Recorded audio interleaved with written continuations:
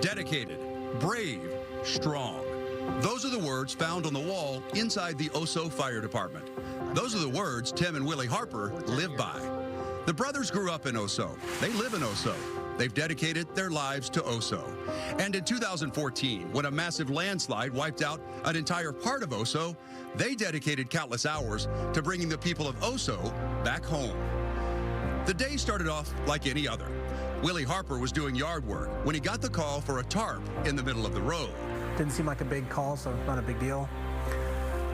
4 miles up the road, we get to the site, and there was definitely a roof in the road, amongst other things. There was power lines down, there was trees, there was debris, which we didn't know at the time what it was, and a lot of mud.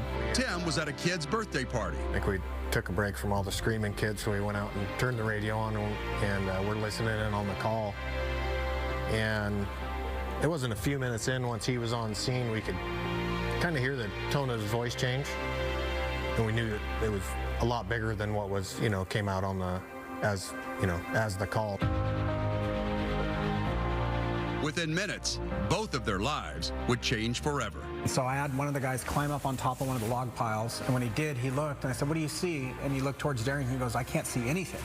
I'm like, I don't understand. What do you mean you can't see anything? He goes, "It's gone. The road's gone, the house is gone, everything's gone. All I see is debris field." The magnitude of what they were dealing with hit them. More than 200 of their friends and neighbors missing. That's when they made a promise. There would be no person left behind. But you just can't walk away. Like, we're already invested in this community. We grew up here.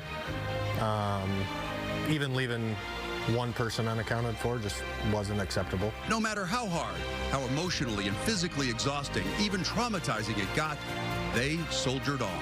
When you're finding pieces of people, I mean, we were looking for any single identifiable piece of a person, which is just crazy to think about. When other departments started pulling out, the brothers pushed back.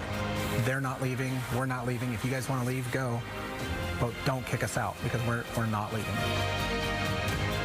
One day passed, then another and another. It kind of felt like a machine. The days started to blur. At some point, we'd leave at 2 in the morning and go home and sleep for an hour and be back here at 3 or 4. And hope started to dwindle. That last week was pretty disheartening, because you started kind of getting that feeling like maybe we're not going to find these last 2. Then finally, 43rd person on the 43rd day. Their promise to each other and the families fulfilled. Now, 10 years later, the brothers are still volunteer firefighters. They still give their all to their community. I think we're 10 years, right?